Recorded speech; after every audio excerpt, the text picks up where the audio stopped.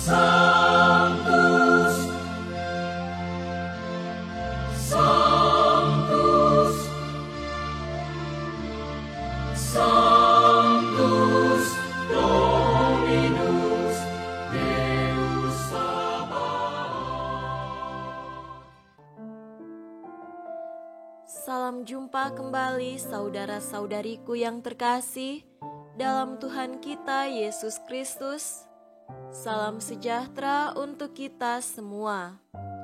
Berkat Allah yang Maha Kuasa senantiasa menyertai kita.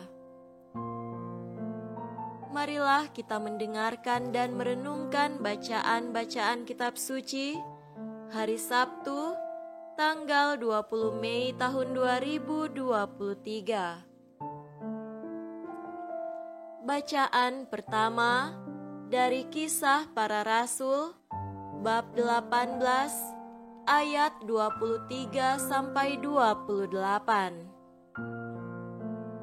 Setelah beberapa hari lamanya ia tinggal di situ, ia berangkat pula lalu menjelajahi seluruh tanah Galatia dan Frigia untuk meneguhkan hati semua murid.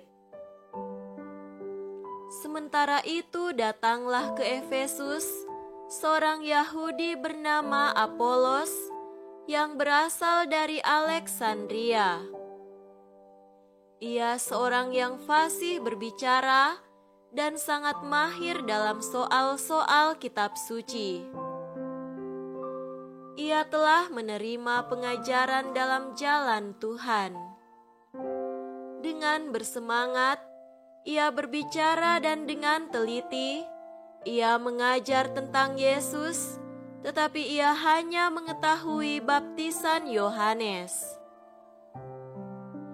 Ia mulai mengajar dengan berani di rumah ibadat. Tetapi setelah Priskila dan Aquila mendengarnya, mereka membawa dia ke rumah mereka dan dengan teliti menjelaskan kepadanya jalan Allah. Karena Apolos ingin menyeberang ke Akaya, saudara-saudara di Efesus mengirim surat kepada murid-murid di situ supaya mereka menyambut dia. Setibanya di Akaya, maka ia oleh kasih karunia Allah menjadi seorang yang sangat berguna bagi orang-orang yang percaya.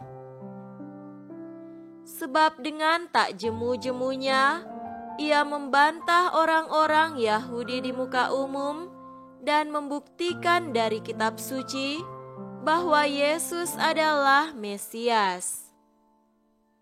Demikianlah sabda Tuhan. Syukur kepada Allah.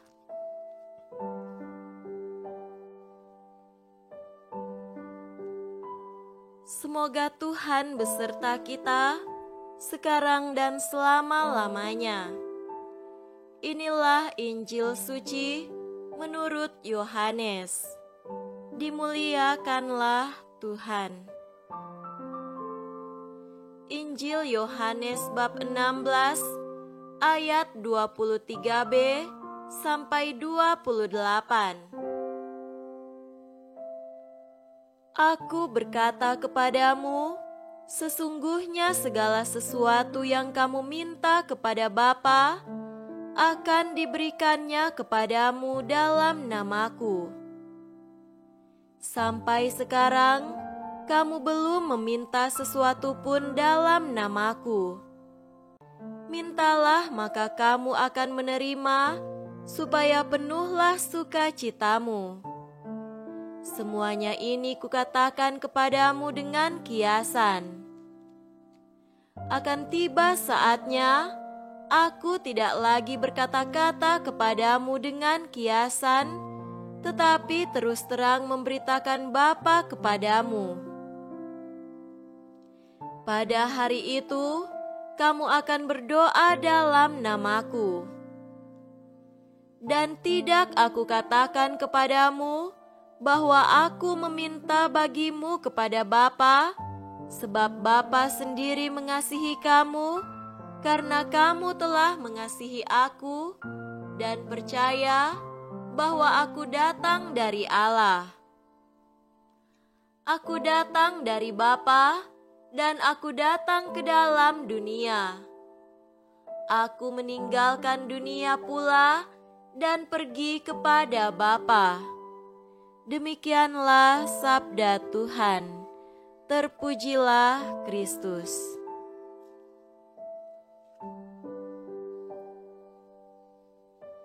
Saudara-saudariku yang terkasih dalam Tuhan kita Yesus Kristus, tema renungan kita pada hari ini adalah kesetiaan yang berbuah kegembiraan. Sakit melahirkan mungkin bisa berbeda-beda antar ibu. Perbedaan rasa sakit saat melahirkan tersebut bisa dipengaruhi oleh faktor-faktor seperti durasi proses melahirkan, kemampuan dalam menahan sakit, ukuran dan posisi bayi, maupun ketakutan dan kecemasan ibu.